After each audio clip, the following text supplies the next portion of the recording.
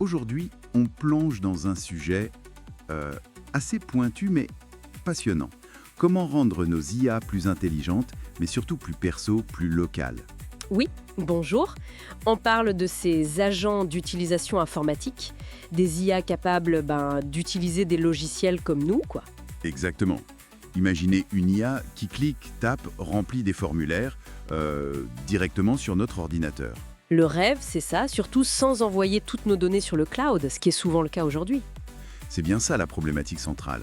Les agents actuels, souvent très puissants, dépendent du cloud. Question de confidentialité et de ressources. Tout à fait. Et c'est là qu'intervient la recherche dont on va parler, basée sur un article dpolearning.pdf. D'accord.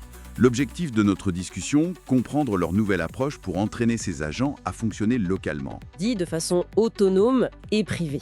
Alors, le défi de départ, c'est clair. Les agents IA actuels qui gèrent les interfaces graphiques, les GUI, demandent beaucoup de puissance. Beaucoup de calculs, une connexion cloud quasi permanente, c'est pas top pour une utilisation sur un appareil personnel. Sans parler des soucis de confidentialité, bien sûr. Quelle est la solution explorée dans cette recherche alors? L'idée, c'est de créer un agent IA plus léger. Ici, ils utilisent un modèle vision-langage assez compact, UITAR-2B. Compact, c'est-à-dire? Conçu pour tourner avec moins de ressources, du coup, il peut fonctionner entièrement en local. Ah d'accord. Donc avantage immédiat, meilleure confidentialité, et ça peut même marcher hors ligne. Exactement. Mais alors, la difficulté, même un agent léger, il faut l'entraîner. Et pour apprendre à naviguer dans des logiciels, il faut des exemples, non?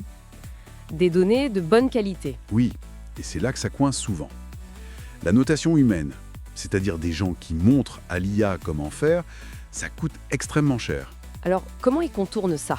C'est le point clé de leur approche, le LLM as judge. En gros, un grand modèle de langage comme juge.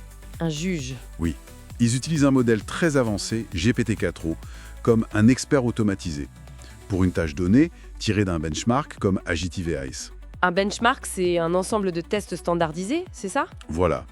Pour une tâche de ce benchmark, l'agent léger génère plusieurs actions possibles. Et le juge, GPT-4o, évalue chaque action, il donne une note entre 0 et 100. Ah, c'est malin! Donc, le gros modèle supervise le petit, en quelque sorte. Il ne dit pas juste bon ou mauvais, mais il nuance. Précisément. Et ces notes, ça permet de faire quoi? Ça permet de créer automatiquement ce qu'ils appellent des paires de préférences. Des paires de préférences? Oui, pour chaque situation, on prend une action qui a eu une bonne note, l'action préférée, et une autre qui a eu une moins bonne note, l'action rejetée. Et ces paires, ça devient le matériel d'entraînement. D'accord, je vois. On a donc plein de couples mieux, moins bien. Et comment l'agent léger apprend à partir de ça? Grâce à une méthode qui s'appelle DPO, Direct Preference Optimization. DPO. C'est une technique d'apprentissage par renforcement, mais qui utilise directement ces paires préférées rejetées. C'est plus simple et apparemment plus stable que des méthodes plus anciennes comme PPO. PPO, qui essayait de modéliser une récompense, c'est ça? Oui, et c'était parfois compliqué à calibrer. Avec DPO, on dit juste à l'agent, cette action-là est meilleure que celle-ci. C'est plus direct. Et ils ont testé différentes manières de créer ces paires, j'imagine. Exactement.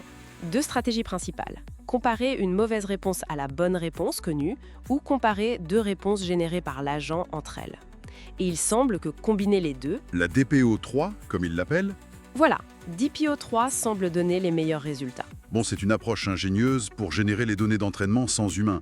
Mais la question cruciale, est-ce que ça marche vraiment? Est-ce que l'agent devient compétent? Alors, ils ont testé ça sur OS World. C'est un autre benchmark, mais avec des tâches plus réalistes, sur Chrome, LibreOffice, même GIMP. Ah oui, des logiciels courants. Et les résultats? Plutôt très encourageant. Les modèles entraînés avec DPO, et surtout DPO3, réussissent beaucoup mieux. On parle d'une augmentation du taux de succès d'environ 35% par rapport au modèle de base. 35%, c'est énorme. Oui, surtout quand on limite le nombre d'actions possibles, par exemple à 15 étapes. Là, les agents DPO sont bien plus efficaces. Attends, ça veut dire qu'ils réussissent mieux en faisant moins d'actions. C'est ça qui est intéressant. Même avec seulement 15 étapes permises, les modèles DPO font mieux que le modèle de base, qui, lui, avait droit à 50 étapes pour la même tâche. Incroyable! Donc l'entraînement DPO le rend plus pertinent? Plus direct. Exactement. Plus fiable dans ses choix initiaux.